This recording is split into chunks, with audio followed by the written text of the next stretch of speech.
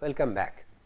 We were talking about the nonlinear devices, and when we give multiple inputs to the nonlinear devices, what is the effect of that. We have taken two inputs, omega 1 and omega 2, with the same amplitude V, and then we have tried to plot that this is omega 1 with some modulation and this is omega 2 with some modulation. This is frequency and this is amplitude, of course.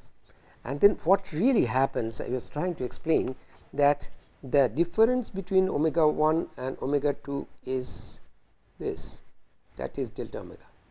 So, your omega 2 minus omega 1 will fall somewhere here. Depending on the transponder bandwidth, it may fall within the transponder bandwidth. That is one problem. When they are modulated, there are other frequency components coming. Let us assume that this frequency component and this frequency component. So, they are smaller than delta omega, whatever we have taken, which is omega 1 omega 2 minus omega 1. They are smaller than this. So, their product will be much closer. It is possible that it may fall here. This and this product may fall within the filter bandwidth of one of the fundamentals, then it is a problem. So, therefore, these intermodulation products can create a problem, and intermodulation product comes because of the nonlinearity. And let us see there some more definition of the that nonlinearity. Let us say, let us try to plot this again, that amplifier characteristics, which is P input in dBm and P out in dBm. Now, initially the fundamental goes linearly and then it deviates from linearity. So, there is a 1 dB compression point. Let us extend this linearity. This is that let us say the one of the component, that is P omega 1, the slope is 1 in dB. The third order intermod, one of the third order, let us say let us define that 1 dB compression point.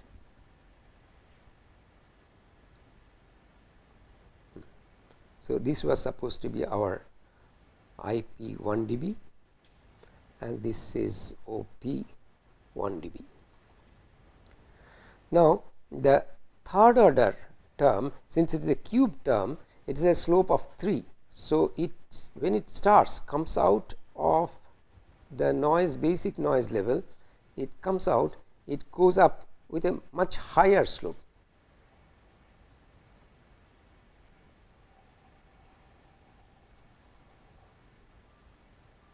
So, I am extending the linear part of that, which is P, let us say 2 omega 1 minus omega 2 curve, power curve, which is virtually meeting at some point with that fundamental term. Now, this point is defined as intercept point.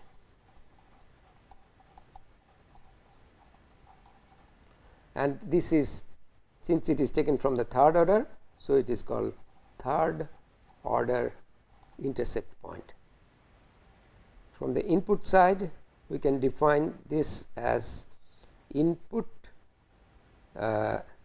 intercept point third order, and this side we can define as output intercept point third order, 3 for third order.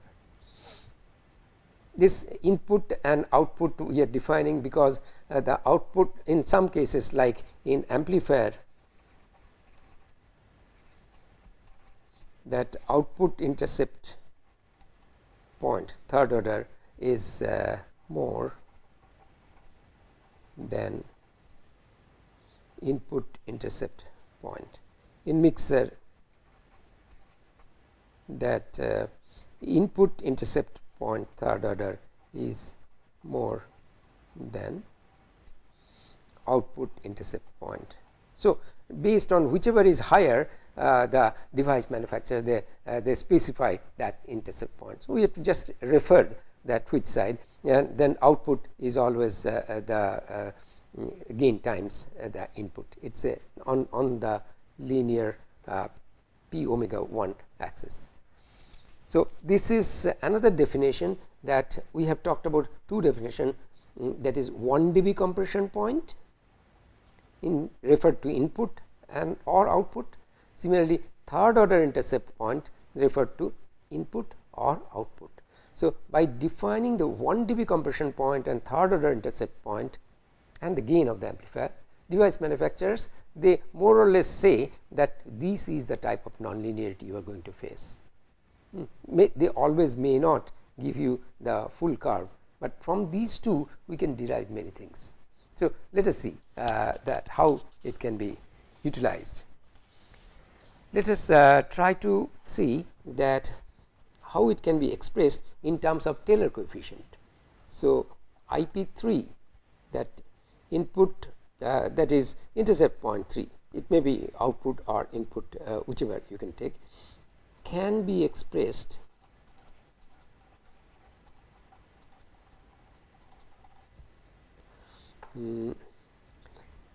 like in Tailor coefficient. Let us see, p omega 1 is the output power of desired signal at omega 1. So, p omega 1 is half of A1 square V square, its power. So, A1 square V square. Similarly, p 2 omega 1 minus omega 2 is the output power of third order intercept point at frequency 2 omega 1 minus omega 2.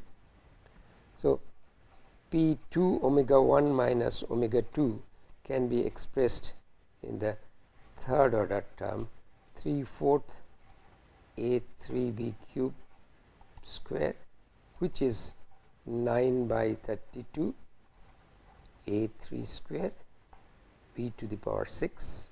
So, it is now is coming in terms of Tailor series coefficient. Now, we have seen in this is the intercept point where that p omega 1 continuation of that and p 2 omega 1 minus omega 2 continuation of that meets. So, if we take the extension of this, this is the point we can equate these two and find out the relation of that. So, that if we define that VIP is voltage at intercept point, then p omega 1 minus equal to p 2 omega 1 minus omega 2 at intercept point can be expressed as half of A1 square VIP square is equal to 9 by 32 of A3 square VIP to the power 6, because individually we have seen in terms of Tailor coefficient. So, from that we can express VIP as 4 A1 by 3 A3 square root of that to the power half. This VIP can be found out from this expression. Now, since OIP3 is equal to linear extension, linear response of p omega 1, we can put OIP3, we can define p omega 1 at V is equal to VIP, that will be equal to half of A1 VIP square, and this BIP value if you put here, then you will get 2 by 3 A1 cube by A3. So, now OIP3 can be expressed in terms of Tailor coefficient A1 and A3. OIP3 is equal to 2 by 3 A1 cube by A3. Let us look at it that when two nonlinear devices are cascaded, they put one after another, then what happens to our this OIP3, and what should be the equivalent of the third order intercept point. So, let us take two devices instead of stating right now whether it is amplifier, mixer or what device, simply we will put some gain. So, the first device gain is G1 and its OIP3, since it is the first device I put 1 prime of that.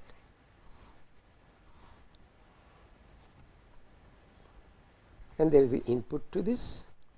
This output will have certain voltage, we will call V prime, will have some power P prime, and this is going to the second stage which has a gain G2. These G and G1 and G2 are power gains, OYP3 double prime I put for the second stage.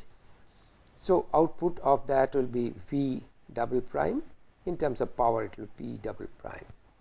Now, this whole thing could be said in terms of one single block, which is the cascaded effect, where G1 and G2 multiplied, that is the gain G, and it has a OIP3.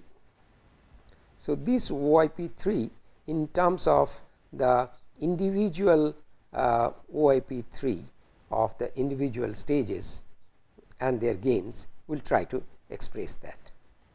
Okay. So, we can write that P 2 omega 1 minus omega 2 prime is 9 by 32, we have come across this, A3 cube to the power V 6. Now, this whole thing can be rewritten so that we get a relation between P 2 omega 1 minus omega 2 in terms of P omega 1 and OIP3. I will write that relation. If I write it this way, 1/8 A1 to the power 6 B to the power 6 by 4 by 9 A1 to the power 6 A3 square. Now, you can see, you can cross check this and you will get back to 9 by 32. 9 by 30, 9 goes up, 8 into 4 32.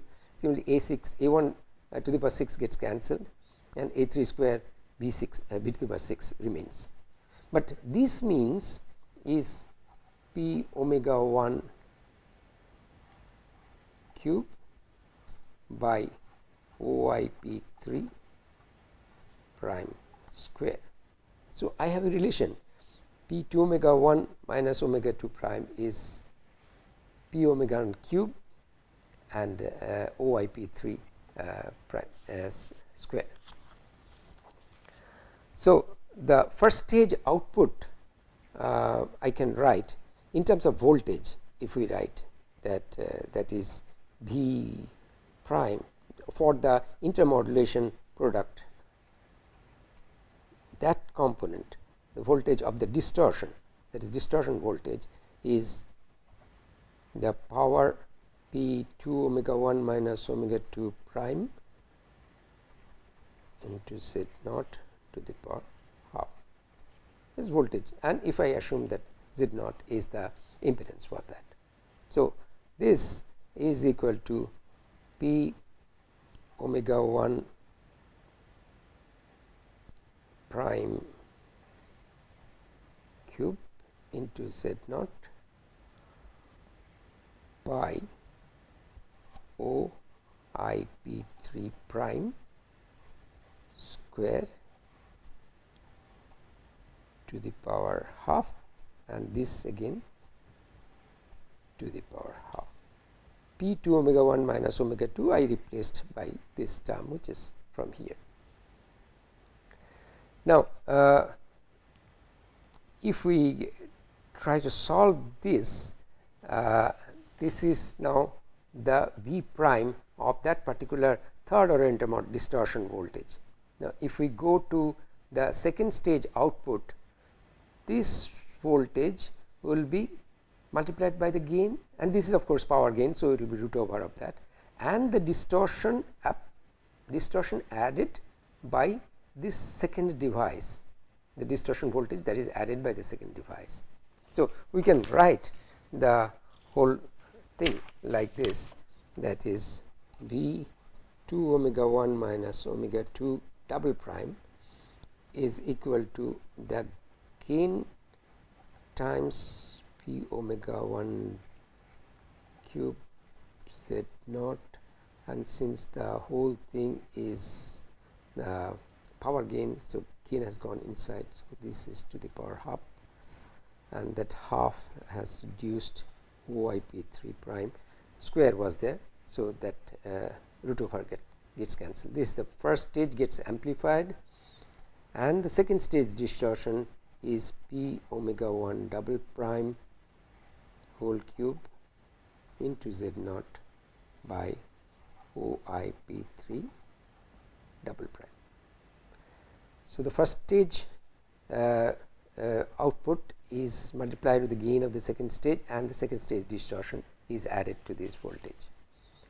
Now, when we go from this voltage, we can do some sort of a readjustment, that we, because it is a cube here, to make this and this term equal. If I make this G 2 in terms of cube, then G into P omega 1 prime is equal to P omega 1 double prime. So, to make that, I multiplied by G 2 in numerator and denominator. So, since it is inside the root over, so it becomes G 2 cube P omega 1 prime cube, then Z naught divided by this is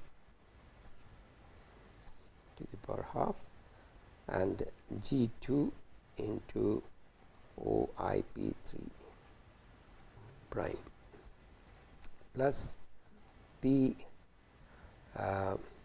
omega 1 double prime whole cube into Z naught OIP3 double prime, and this is the square root of that. Now, for P omega 1 double prime is G 2 in P omega 1 prime. So, this part is replaced, and this one comes out to be, or I can write the whole thing, it comes out to be P omega 1 double prime whole cube into Z naught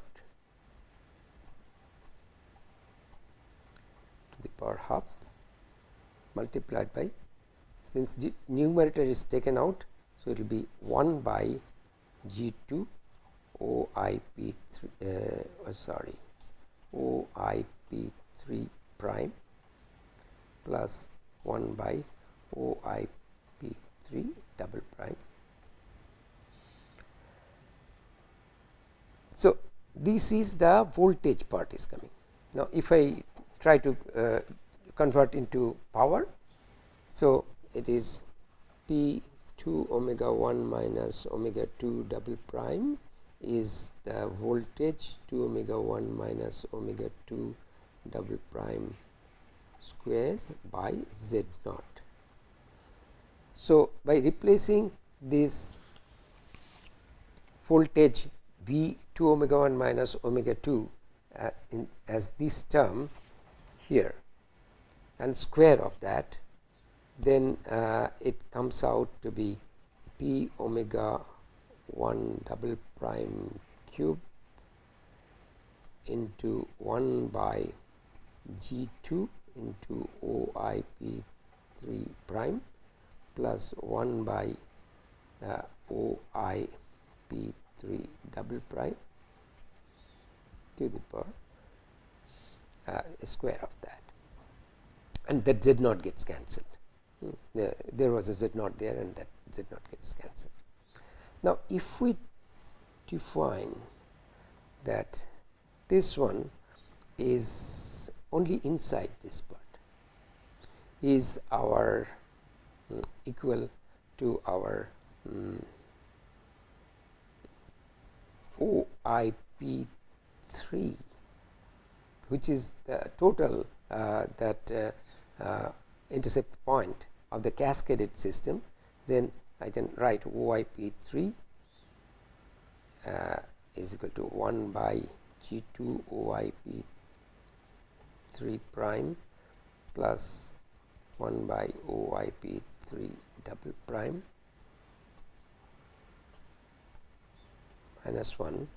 Then if I write this, then this term, the whole thing comes out to be P omega 1 double prime cube by OIP3 square, because the square term is there.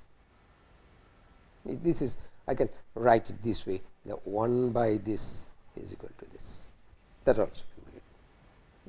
So, now I have a relation P 2 omega 1 minus omega 2 is equal to P omega 1 double prime cube, that is the second stage, omega 1 the fundamental thing cube, and OIP3 the whole thing, which is nothing but 1 by OIP3 cascaded system is 1 by G2, that is gain of the second stage, OIP3 of the first stage, plus 1 by OIP3 of the second stage, or you can put it inverse if this is put as a numerator. Now, this is in case of in case of coherent, and in case of non-coherent it can be calculated.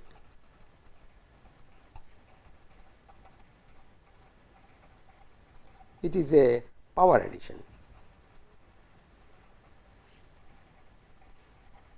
because if the two carriers are slightly away, then their the intermodes will be further away, and there due to randomness there won't be any correlation. So, therefore, it can be random and only powers can be added. Then in that case OIP3 double prime will become 1 by G2 square OIP3 prime square plus 1 by OIP3 double prime square, and to the power, that is like this, 1 by this is equal to root over of that.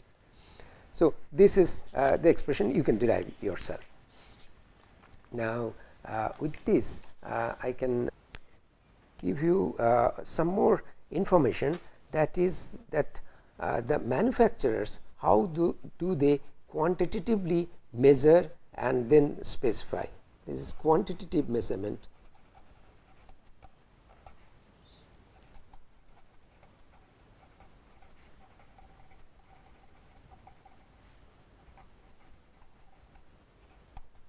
Intermode product.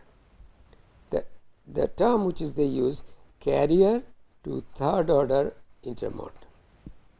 It is defined as power of one of two main carriers divided by power next highest third order intermod.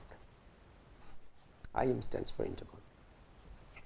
I have used the term next highest, that is we were showing till now both are equal amplitude, but it is possible that the carriers are non-equal amplitude. If these carriers are non-equal amplitude, say one carrier is larger than the other, their intermod products both side may not be of the same size.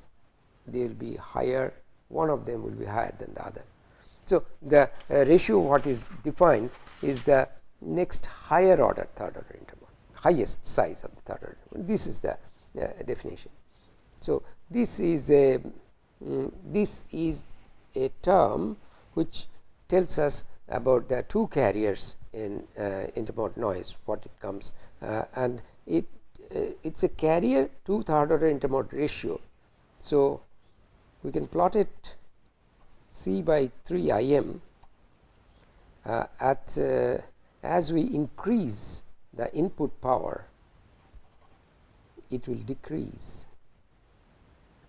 So, at the low input power, the intermod product is very low. So, this value will be high, whereas at high input the intermod will grow and then this will start falling. So, this is one way of representation. Since time is up, we will go for the next period. For the timing, thank you very much.